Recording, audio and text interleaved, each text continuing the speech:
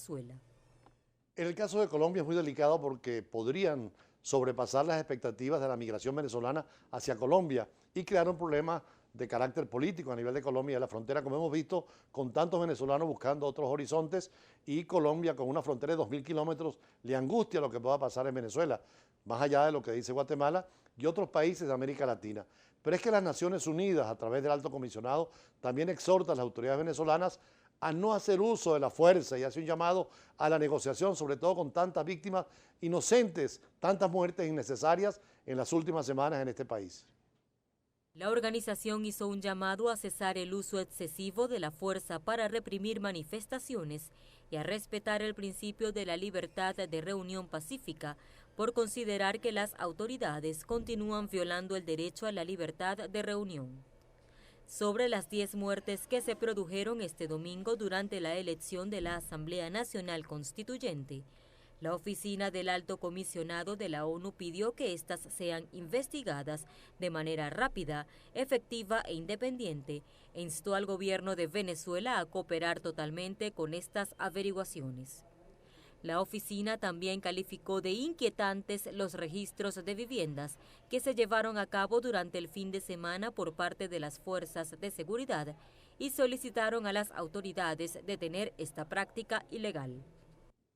La Unión Europea también, que son 28 estados, creada en 1957 como Comunidad Económica Europea, y hoy como Unión Europea con 27, con la salida del Brexit de Gran Bretaña, en forma unánime, tanto en el Parlamento Europeo, donde hay 750 diputados, apenas 20 apoyaron el proceso venezolano y los demás cuestionan lo que pueda pasar y hacen un llamado, no para confrontar a Venezuela o a su gobierno, sino a las autoridades para ir por el camino democrático.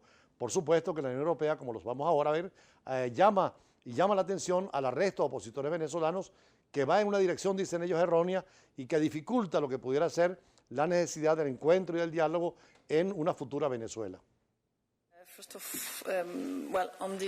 La Unión Europea condenó el martes la detención de Leopoldo López y Antonio Ledesma, dos figuras emblemáticas de la oposición venezolana que estaban bajo arresto domiciliario. Oímos las noticias de hoy y pensamos que es claramente un paso en la dirección errónea. Esperamos más información de las autoridades venezolanas sobre la situación, que todavía es confusa. Mantenemos el llamado al gobierno de Venezuela a trabajar en la construcción urgente de la confianza con miras a desescalar la tensión. El bloque ha reiterado su pedido de una solución pacífica negociada en Venezuela desde el inicio de la reciente oleada de manifestaciones opositoras a principios de abril, que ha dejado más de 120 muertos.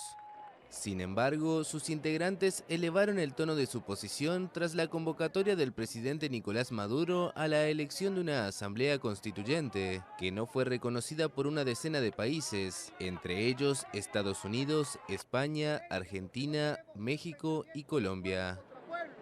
Hay que señalar, por supuesto, que en América Latina lo que ha sido Bolivia, Ecuador, Nicaragua y El Salvador sí han sido favorables al criterio venezolano en la constituyente y apoyar al gobierno venezolano, pero sigue la línea muy dura de los Estados Unidos y más allá de Estados Unidos, de otros países de América Latina, sobre todo en el Partido Republicano, como estas declaraciones de Marco Rubio.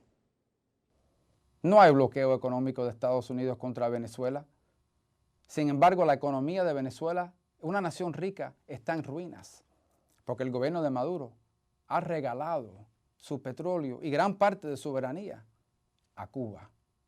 Muchas naciones y hasta la Iglesia Católica se han ofrecido a entregar suministros de alimentos y medicinas para el pueblo, pero el gobierno de Maduro se ha negado a permitirlo, porque ellos utilizan el acceso a la comida y a la medicina como una forma de castigar a sus oponentes y recompensar a los que siguen siguiendo leales a ellos. Y cada pocos meses el gobierno de Maduro vende petróleo a China o a Rusia por debajo del valor del mercado, a cambio de dinero en efectivo. Y ellos entonces en el poder toman un porcentaje de ese dinero para ellos mismos y utilizan el resto para hacer pagos de intereses sobre la vieja deuda, por lo que pueden seguir pidiendo dinero prestado para hacer esto mismo una y otra vez. Como senador de los Estados Unidos declaro desde un principio que no es mi derecho ni mi intención intervenir en los asuntos internos de una nación soberana. Pero todas las naciones, incluso Estados Unidos, tienen el derecho de determinar con quién tenemos relaciones y cuál debe ser el entorno de esas relaciones. Para ponerlo en un mejor contexto, el político británico Lord Acton expresó: el poder tiende a corromper y el poder absoluto corrompe absolutamente. Y culmino con este mensaje. Como dije ya, ustedes no están solos. El tema de Venezuela es importante y se escucha aquí en Washington. En un momento de profundas divisiones en nuestra política interna, tanto en ambos partidos, demócratas y republicanos, apoyamos al pueblo de Venezuela. Claro que también lo más grave de esta situación es lo que ha dicho Donald Trump. El presidente Maduro intentó, después de Barack Obama, acercarse a Donald Trump, particularmente por la actitud nueva que tenía Donald Trump con Putin. Es Vladimir Putin el que ha apoyado a Venezuela y a su proyecto en el caso del chavismo y también con el presidente Maduro, pero Donald Trump ha venido cambiando con la presión republicana y demócrata, donde coincide en el caso venezolano.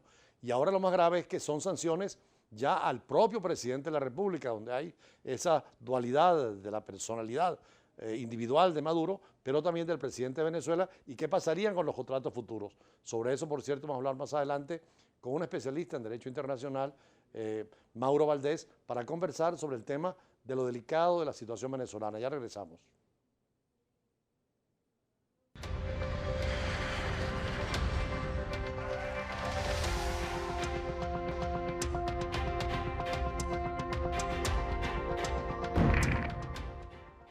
Para nosotros es interesante conversar con especialistas en el tema de las sanciones, en el tema internacional. Mario Valdés es especialista en esta situación de negociaciones internacionales. Y la primera pregunta es precisamente cuando vemos en la prensa internacional que pocas veces sancionan directamente cualquier poder, en el caso de Estados Unidos, al jefe de Estado. ¿Qué significa esa dualidad de sancionar a la persona, Nicolás Maduro, y qué consecuencias tiene para contratos internacionales cuando él es el jefe de Estado?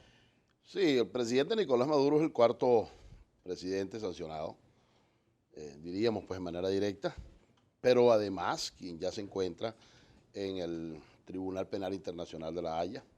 El 21 de este mes fue presentada una venezolana, Tamara Sujú, presentó una denuncia que se ve sustanciosa sobre eso. Además, el secretario general de la OEA contrató a Moreno Ocampo, que es el fiscal, sí, para llevar el caso también a la Corte Penal, que es tan grave como la denuncia sobre el tema de las sanciones. Claro, es muy delicado, es una situación que para nosotros, como ciudadanos venezolanos, es una situación muy traumática, porque eso va a estrangular a la economía venezolana. El hecho, por ejemplo, de estar sancionado el presidente de la República y de estar sancionado altos funcionarios de PDVSA, significa entonces, porque esas sanciones, de acuerdo a la OFA, significan pues que estos funcionarios, los cuales reciben esta reprimenda, pues no pueden firmar contratos, todos los bienes les son congelados, las cuentas bancarias, las personales, las de la familia, no pueden viajar a los Estados Unidos, no pueden salir del país porque en cualquier lado pues pueden ser detenidos, pero mucho más grave es lo que tiene que ver con la firma de los contratos internacionales. Y en el caso de Venezuela, que vive fundamentalmente de esos trabajos, esas contrataciones, estamos en una situación. En los regímenes presidenciales, a diferencia del parlamentarismo, es el presidente el que tiene detrás toda la autoridad de firma. Porque es el presidente quien representa al país. Entonces puede afectar también a muchas de las transacciones internacionales. En mi opinión sí, porque ya de hecho lo vamos a ver. Yo creo que esto es una intervención, lo que está sucediendo es una intervención directa desde el punto de vista económico con Venezuela. Aquí vamos a vivir en los próximos días, ya incluso se está anunciando que mañana los Estados Unidos se van a pronunciar sobre unas sanciones más severas que tienen que ver inclusive con el tema económico y el tema petrolero, pero es que ya de hecho estamos sufriendo la situación petrolera, porque ¿dónde vamos a conseguir los derivados? ¿Dónde los vamos a comprar? ¿A quién le vamos a vender el petróleo? Sí, si puedes comenzar a explorar unos nuevos mercados, sí, pero ¿qué tiempo te lleva eso? Porque no solamente es la venta del petróleo, que son 800.000 barriles a Estados Unidos, sino que le compramos derivados para la transformación de la gasolina. Para la transformación del petróleo, claro, y en sus derivados. Entonces es una situación donde el flujo de caja, claro, si nosotros hemos escuchado con detenimiento al presidente Maduro cuando ha dicho que en los últimos meses se le trancaron 4.000 millones de dólares que dejaron de recibir, que dejó de recibir Venezuela, producto de las transacciones, las negociaciones, pero y dijo textualmente, con cero y salimos adelante. Yo me pregunto ahora, ¿y cómo vamos a hacer con esto? Porque es que también, y hay que hacerle un llamado a la comunidad internacional, y hay que hacerle un llamado a los Estados Unidos y a la Unión Europea en cuanto a la aplicación de sanciones, porque no es que solo están perjudicando al presidente de la República y a los dirigentes fundamentales del gobierno y del PSUV, es que están perjudicando a todos los venezolanos, porque los venezolanos no vamos a encontrar cómo hacer para resolver ningún problema, ni conseguir, que de hecho no hay comida, no hay medicina, no hay nada. Entonces a nosotros nos tiran una situación de estas como la que está planteada y bueno, no sé, nos iremos a morir de mengua. Ahora, no podrían evitar situaciones conflictivas, por ejemplo, debió, como pidió la comunidad internacional, aplazarse o eliminarse la constituyente por un desafío a la comunidad mundial. Les habían dicho, tanto la Unión Europea y muchos países occidentales, que no precipitaran ese tipo de situaciones. Bueno, nosotros sabemos en estos 18 o 20 años cómo actúa el PSUV y cómo ha actuado su dirigente y cómo actuó el presidente Chávez y cómo lo está haciendo el presidente Maduro. A nadie debe extrañarle lo que el presidente Maduro ha hecho, porque eso estaba cantado. La oposición y muchos factores se creyeron que la cosa era juego y el presidente está actuando como él ha dicho que va a hacerlo. Ahora, yo soy un hombre de la negociación, yo creo en el entendimiento, yo creo en la necesidad y yo creo que esto es un momento crucial e interesante. Aquí hay que actuar con una gran inteligencia. La oposición venezolana tiene que sentarse con el gobierno. No puede ser que lo sigan dejando que hagan lo que quieran. Ahí están llorando, diciendo, bueno, que nos pasaron los 545, pero es que tampoco hicieron nada para impedir realmente que eso se hiciera. Había que reunirse, no a escondidas. Entonces tienen que estarse reuniendo en otros países. No vale, pues háganlo en Venezuela. Y bueno, nombren, ahora, eso sí, ahí tienen que nombrar unas personas que puedan dialogar, porque los que dialogan de parte del gobierno, bueno, nosotros sabemos cómo actúan, pero los de la oposición actúan igual. Entonces ahí no hay posibilidad de entenderse, porque es una conversación de sordos. Aquí hay que buscar, y los tiene el gobierno, y los tiene la oposición, un conjunto de personalidades que piensen en el país, que no estén pensando en sus intereses particulares, si voy a ser candidato presidencial, si voy a ser gobernador, sino que piensen en buscar una solución a este grave problema que estamos atravesando. Sí. Yo repito, mi querido embajador, yo estoy muy preocupado. Claro. Estoy preocupado porque el país está cogiendo un barranco y si aquí no hay una sensatez entre la clase política venezolana y los factores gremiales y las universidades tienen que incorporarse y hacerle un llamado al presidente Maduro para buscar un entendimiento que permita una solución a este tema. Bueno, en otras partes del mundo siempre ha habido soluciones en cuestiones más graves. Vemos el ejemplo colombiano, donde a pesar de la guerra abierta hay diálogo. Ahorita en Filipinas hay un diálogo abierto con la guerrilla hacia solución de controversias y en América Central lo vimos, en el mundo. En El Salvador, en Guatemala. Vamos a la última parte del programa, pero vamos a un corte y venimos para la última parte y hablar de esta posibilidad tomando ejemplos en el mundo. Claro. Ya regresamos.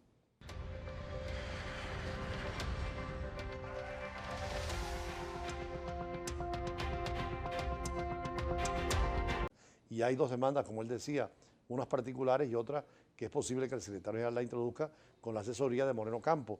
Y ahí hay una parte de crímenes de lesa humanidad en los cuales algunas cosas pudieran caer en la competencia de la Corte y eso es delicado para un jefe de Estado, ¿no? Es muy delicado, por supuesto. Imagínese usted que termine sancionado el presidente en ejercicio por el Tribunal Penal Internacional. Entonces, bueno, ya de hecho, con la sanción de los Estados Unidos crea un grave problema, claro. Pero si llega a prosperar esas acusaciones que se han presentado en el Tribunal Internacional, bueno, entonces evidentemente Venezuela entrará a formar parte, al igual que los otros 3 presidentes en actividades que han sido sancionados. El hecho, por ejemplo, de que la OEA y el secretario general Almagro haya buscado el asesoramiento del doctor Luis Moreno Campo, quien es uno de los hombres más avesados, de los más estudiosos. Fue el primer fiscal. Fue el primer fiscal del Tribunal Internacional, pero además de eso, es un estudioso del derecho humanitario, de los delitos de lesa humanidad, de los delitos de guerra, que son los delitos por los cuales en este momento el presidente de la República está sujeto a esa investigación. Y como usted dice, hay presidentes que han sido llevados al Tribunal Penal y han sido condenados con más de 40 años de cárcel, como el presidente de Liberia, Charles Taylor. Claro, Charles Taylor, está Mugabe. Presidente de Sudán. Hay 3, 4 presidentes. Bashir, sí. Omar Bashir. Entonces, esa situación ahí con el exfiscal del Tribunal Penal Internacional, que conoce perfectamente bien cuál es el funcionamiento, cuál pudiera ser el comportamiento de esos 18 jueces, yo creo que es una situación que requiere que el presidente de la República y sus asesores monten un lobby allá a ver cómo está esa situación, qué está pasando allí. Sobre todo en el tema de delitos de lesa humanidad, que son las agresiones a la población civil, que tiene derecho a manifestar. Sí, y además, porque aquí hay un tema grave, que es una de las denuncias, que es la presentada por esta joven venezolana, versa con las acciones que se han sucedido en el mes de abril, en estos 120 días, en las cuales hay un conjunto de hechos perfectamente tipificados y perseguidos por los delitos de lesa humanidad. Entonces, esa situación allí agrava el tema y entonces pues requiere, y además con el añadido de que tienes como asesor a un ex fiscal, al primer fiscal del Tribunal Penal Internacional, eso le pone una sintonía de dinamismo y de mucha peligrosidad a ese tema. Además, el fiscal Moreno es argentino. Y la actual presidenta de la Corte Penal Internacional es una mujer y es argentina. Yo creo que de todas maneras, como usted decía, hay tiempo para la negociación, para la reflexión, son tiempos difíciles y ojalá que lleguemos a acuerdos fundamentales para seguir teniendo Venezuela con tantos recursos y tantas posibilidades y para que tantos venezolanos que se nos ha ido, tantos hijos nuestros vuelvan al país, al trabajo y a la reflexión. El mundo no se termina. Yo creo que el presidente de la República en este momento, con toda la constituyente, con todas las acciones políticas que tiene, está en un momento interesante para hacer una negociación, para buscar un entendimiento, inclusive lo más importante de eso, porque no se trata ni siquiera de su cosa personal, porque los políticos son así, se trata de buscar un clima que le permita que Venezuela pueda salir adelante. No, y hay dos fuerzas muy definidas, el gobierno y la oposición, aglutinan, tienen organicidad y tienen espíritu para llegar a acuerdos. Este es el único país que en 15 días ha hecho 2 elecciones. La oposición sacó 7 millones y el gobierno sacó 8 en 15 días. Hay mucha discusión sobre estos temas. Nosotros seguiremos mañana siempre en los escenarios internacionales y en aquellas cosas de Venezuela que tienen que ver con la comunidad internacional, siempre en brújula internacional.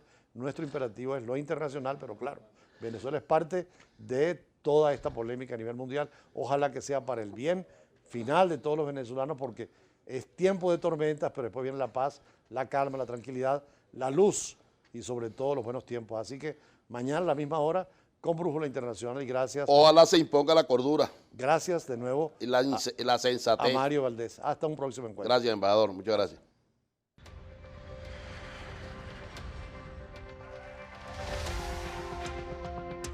Seguros La Vitalicia, vital para ti. Banco Plaza, tú cuentas. Richmond, un rincón de Francia en Caracas. Presentaron